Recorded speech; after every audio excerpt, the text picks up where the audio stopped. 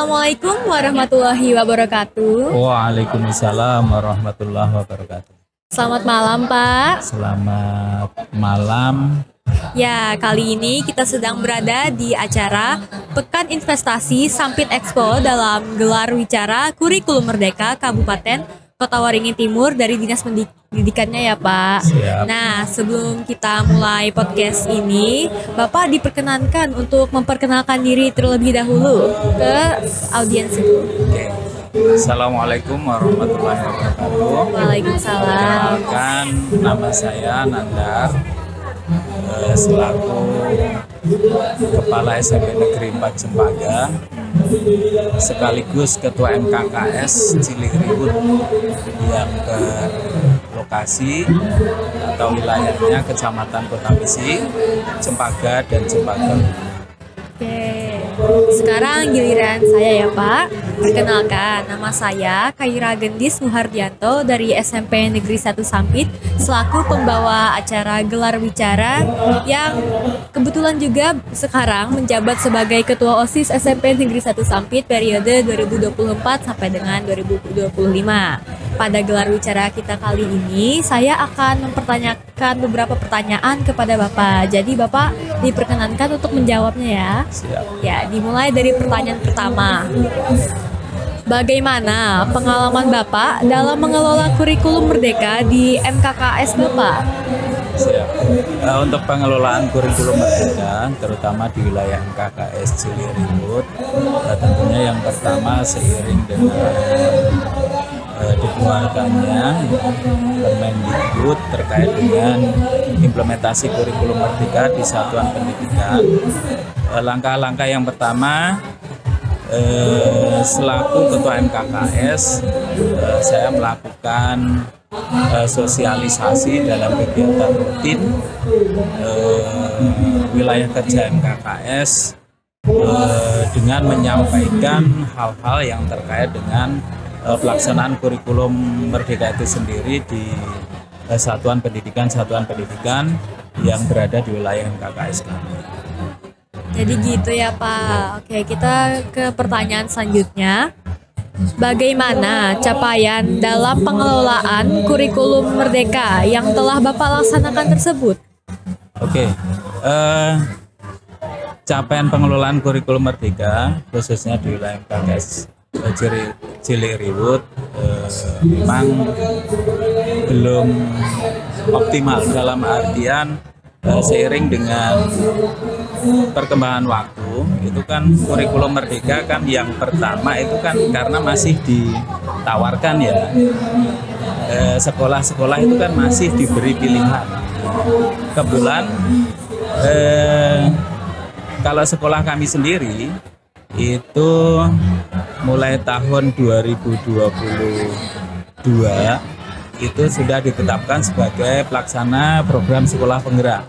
Secara otomatis maka kurikulum yang kami laksanakan di sekolah kami itu adalah mandiri berbagi. Nah, sementara untuk sekolah-sekolah lain itu masih diberikan pilihan, baik itu yang ya, jadi mandiri berbagi, mandiri berubah, dan mandiri belajar ya. Jadi yang tingkatan yang paling rendah yaitu mandiri belajar. Nah, walaupun pemerintah sudah menetapkan pilihan-pilihan, tapi fakta di lapangan itu masih ada beberapa sekolah yang belum menentukan pilihan itu.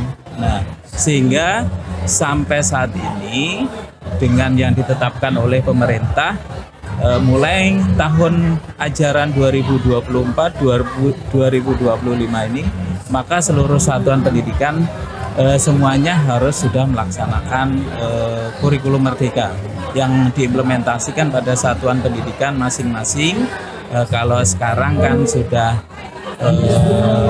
istilahnya bukan kurikulum merdeka lagi, tetapi kurikulum nasional.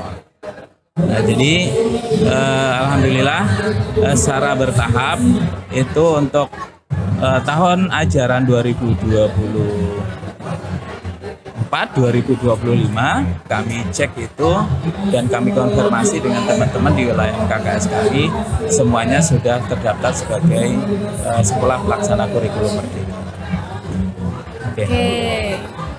Kalau pertanyaan ketiga ya Pak, bagaimana hambatan yang ada dalam pelaksanaan perlibatan sekolah-sekolah di MKKS yang Bapak pimpin pada kurikulum merdeka?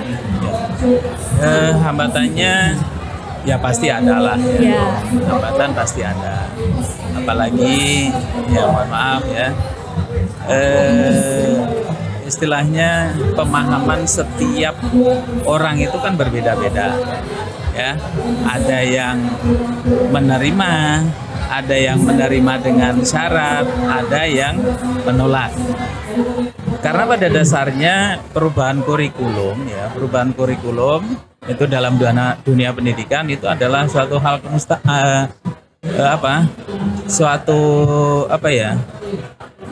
suatu hal yang tidak mustahil ya. Dalam artian kurikulum itu sendiri kan ya berubah mengikuti perkembangan zaman. Pada dasarnya setiap kurikulum itu tentunya kan ya ada perbedaan-perbedaan, tetapi selama ini ya kalau saya perhatikan mulai dari saya sekolah, kemudian menjadi guru, kemudian menjadi kepala sekolah, tentunya perubahan-perubahan kurikulum itu ya suatu keniscayaan lah, suatu keniscayaan, dan itu pasti akan terjadi karena kalau kurikulum itu stagnan di satu kurikulum saja tentunya ya akan terpengaruh juga. Nah, terkait dengan itu ya memang kendala-kendala yang kami hadapi itu belum setiap orang atau ya satuan pendidikan lah itu bisa menerima dengan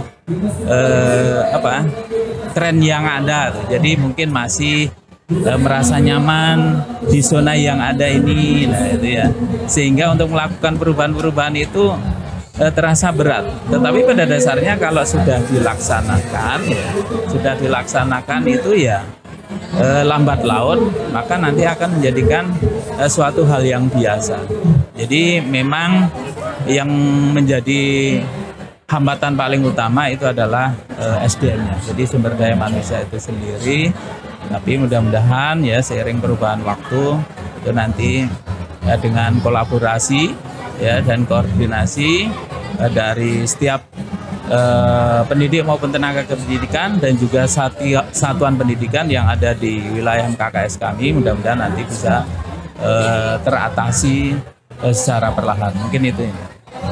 Oke, berdasarkan penjelasan Bapak tadi, ada pertanyaan yang mengaitkannya nih. Bagaimana cara Bapak dalam mengatasi hambatan-hambatan tersebut? Oke. Dalam mengatasi hambatan-hambatan tersebut sebenarnya tidak terlalu, dapat dikatakan tidak terlalu sulit ya. Kenapa tidak terlalu sulit? Karena pemerintah setelah menerapkan pelaksanaan kurikulum merdeka itu kan diimbangi dengan aplikasi atau ya panduan-panduan lah ya, panduan yang terkait dengan pelaksanaan kurikulum merdeka itu sendiri, diantaranya dengan diluncurkannya platform Merdeka Mengajar. Nah, dari platform Merdeka Mengajar itu setiap guru itu ya diharuskan untuk dapat mengakses itu.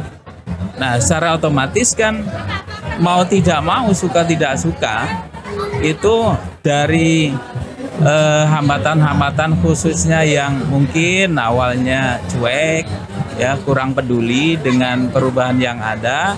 Nah, ini dituntut dalam kinerjanya. Nah, kalau di sekarang ini kan kalau untuk penilaian kinerja baik guru ya, tenaga pendidik maupun tenaga kependidikan maupun kepala sekolah itu kan dituntut kinerjanya.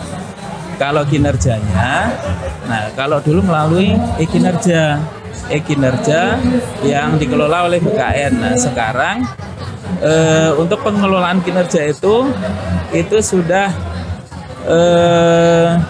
apa ya istilahnya,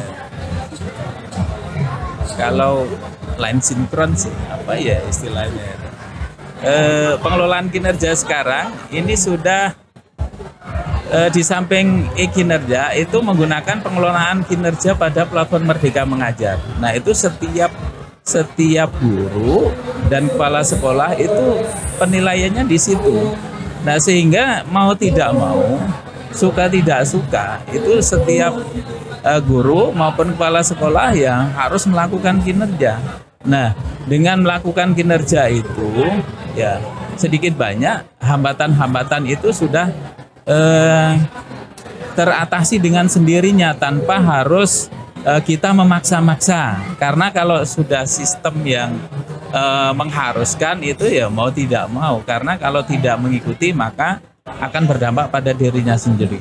Di samping itu juga selaku ketua MKKS tentunya saya juga senantiasa ya memberikan sosialisasi kepada teman-teman melalui kegiatan rutin pertemuan MKKS ya. Kemudian juga ya di dalam pertemuan-pertemuan itu senantiasa kita berkolaborasi bagaimana untuk mengimplementasikan pelaksanaan kurikulum Merdeka itu di satuan pendidikannya masing-masing, sehingga dari situ ya sedikit demi sedikit pola pikir dari teman-teman itu sudah bisa berubah dan juga mulai mau menerima perubahan yang ada.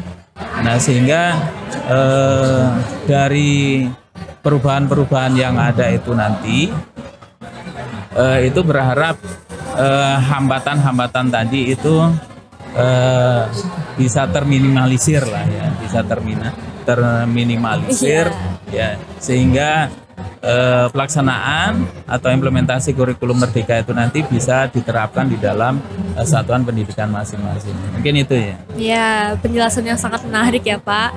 Oke, sekarang kita ke pertanyaan terakhir. Bagaimana tindak lanjut yang akan dilakukan atas capaian dan hambatan tersebut? Oke, tentunya untuk menentukan tindak lanjut atas capaian-capaian itu selaku kepala satuan pendidikan ya itu harus senantiasa melakukan pendampingan terutama di dalam pengelolaan kinerja ya, pengelolaan kinerja untuk implementasi kurikulum sehingga pendampingan itu nanti berdampak kepada kemampuan atau kompetensi setiap pendidik maupun tenaga kependidikan untuk dapat mengimplementasikan kurikulum Merdeka itu ya minimal bagi diri sendiri, kemudian nanti dengan pemahaman yang ada itu sehingga nanti berdampak untuk satuan pendidikan. Nah, dengan membekali diri tentunya ya, dengan membekali diri setiap pendidik maupun tenaga kependidikan itu, terutama di platform Merdeka Mengajar itu sudah banyak sekali ya contoh-contoh ataupun aksi-aksi nyata dari seluruh pendidik maupun tenaga kependidikan secara nasional. Nah, dari situ tentunya setiap pendidik maupun tenaga kependidikan itu bisa mengeksplor ya, atau ya membekali dirinya juga ya dengan pemahaman-pemahaman yang sudah banyak contoh-contohnya. Nah, sehingga nanti hambatan-hambatan yang mungkin selama ini ya dirasakan oleh teman-teman itu ya secara sedikit demi sedikit ya dengan pendampingan ya dari kepala sekolah, kemudian teman sejawat, kemudian yang dikuatkan lagi oleh pengawas pembina dari satuan pendidikan masing-masing, sehingga nanti hambatan-hambatan itu nanti bisa teratasi secara berangsur-angsur. Mungkin itu yang dapat saya sampaikan. Terima kasih banyak atas penjelasannya Bapak. Jawaban-jawaban Bapak tadi sangatlah inspiratif sekali ya. Mungkin Baik, gelar wicara kita akan berakhir sampai sini saja. Sebelum saya akhiri gelar wicara kali ini, apakah Bapak ingin menyampaikan mungkin kutipan-kutipan atau pantun untuk mengakhirinya? Tapi kalau nggak ada juga nggak apa-apa. Oke, mungkin ini untuk kita semuanya ya. Ya. Jadi terkait dengan implementasi kurikulum merdeka, kalau sekarang istilahnya kurikulum nasional. Jadi perubahan dalam kurikulum itu adalah suatu keniscayaan. Jadi mari ya, kita semuanya yang menyadari, kemudian nanti kita juga membekali diri kita dengan pemahaman tentang implementasi kurikulum nasional nanti, sehingga kita bisa mencapai lah tujuan yang diharapkan oleh pemerintah, ini terutama untuk anak didik kita ya, ini terutama supaya anak-anak kita ini ya, karakternya lebih baik lagi, terutama yang terkait dengan yang sudah ditetapkan dalam dimensi-dimensi profil pelajar Pancasila. Mungkin itu aja. Ya, terima kasih banyak ya Bapak atas kehadirannya malam ini. Kami sangat menghargainya. Jadi itu saja yang akan kita bahas pada gelar wicara malam ini. Mohon maaf jika terdapat kekurangan atau semacamnya dalam pembawaan saya. Sekali lagi saya ucapkan terima kasih. Terima kasih juga kepada para penonton yang telah meluangkan waktunya untuk menonton gelar wicara atau podcast kita kali ini. Saya Kaira Gendis dari SMP 1 selaku pemandu gelar wicara kalian pamit undur diri.